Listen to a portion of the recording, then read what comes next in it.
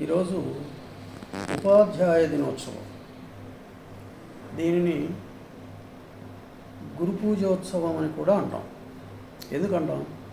గురువుకి ఉపాధ్యాయుడికి తేడా లేదా అంటే ఉంది. ఉపాధ్యాయుడు లెక్చరర్, ప్రొఫెసర్ అండ్ మాస్టర్. మాస్టర్ని గురువు అనాలి, మిగిలిన వాళ్ళందరినీ ఉపాధ్యాయుల కిందనే లెక్క. అయితే ఉపాధ్యాయుడు ఏం చేస్తాడు? ఏది అక్కడ నీకు చెప్పాల్సినటువంటి సబ్జెక్ట్ ఉందో దానిని మాత్రమే చెప్తాడు, ఇంకా అతనికి మిగిలిన విషయాలు తెలియదు. లెక్చరర్ ఏం చెప్తాడు? ఈ సబ్జెక్టుని గురించినటువంటి పూర్వాపరాలు ఎవరెవరు చెప్పారో, ఎప్పుడెప్పుడు చెప్పారో, ఏ కాలాల్లో చెప్పారో చెప్తాడు. అట్లనే ప్రొఫెసర్ ఏం చెప్తాడు?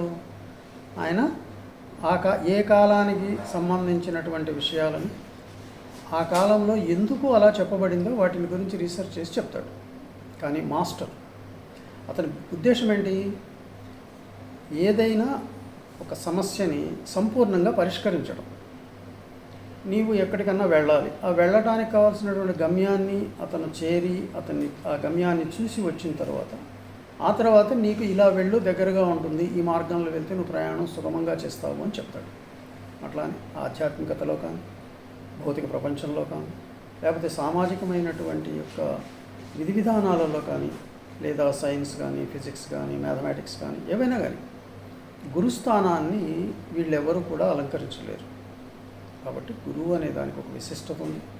ఆ గురువు అనేవాడు నీ గమ్యం ఏదైతే ఉందో, నీ ఆలోచన విధానానికి పరాకాష్ట, దానికి చేర్చగలిగిన వాడు గురువు. అందుకని మనము గురువుకి అంత విశిష్ట స్థానం ఇచ్చి గురువుని అర్చించాలి. నగురోరధికం నగురోరధికం నగురోరధికం అని చెప్పడం జరిగింది.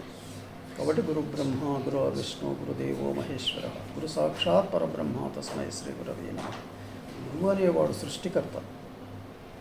గురువు అనేవాడు నీకు పోషణకర్త కూడా, అతనే నీకు లయకర్త కూడా. అంటే ఏంటి? నీ అజ్ఞానాన్ని తొలగించి జ్ఞానాన్ని ఇచ్చేవాడు కాబట్టి లయకర్త. పోషణకర్త ఏంటి? నీ జ్ఞానాన్ని వృద్ధి చేసేటువంటి వాడు కాబట్టి పోషకకర్త.